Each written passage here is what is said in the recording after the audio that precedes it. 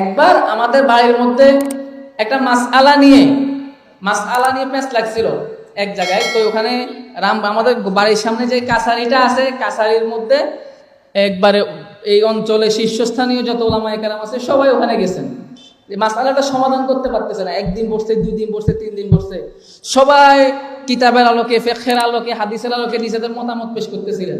কোনো সিদ্ধান্ত কেউ নিতে পারতেছিল না। বড়জোর রহমতুল্লাহ ছিল, আমাদের শিব্বির সাহেব ছিল, আর অনেকে ছিল।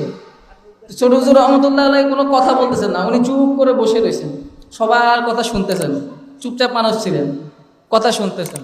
তো হঠাৎ করে শিব্বির সাহেব হুজুর ছোট হুজুর রহমতুল্লাহ বলতেন, মাওলানা সাহেব আপনার কি মতামত? ছোট ছোট রহমতুল্লাহ বলেন, আমি কি মতামত দিব?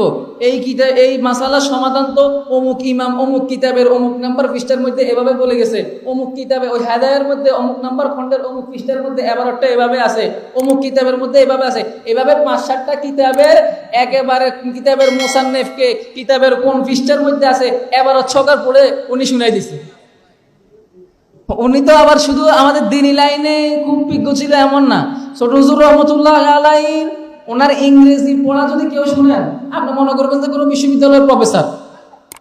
উনি মাঝে মাঝে আমি দেখতাম যে উনি ইংরেজি পত্রিকা পড়ে, মাঝে মাঝে ইংরেজি পত্রিকা পড়ে। ইংরেজি পড়ার ধরন দেখলে কেউ ওনার আলেম বলবে না, বলবে যে কোনো ভার্সিটির প্রফেসর কিংবা আর ইংরেজি প্রভাষক এ ধরনের কিছু। ওনারা সর্বলাইনে জ্ঞানী ছিল। আমাদেরকেও ওনাদের মতো হওয়ার চেষ্টা করতে হবে, ওনাদের জীবনী থেকে একবার শিক্ষা গ্রহণ করার চেষ্টা করতে হবে। মুফতি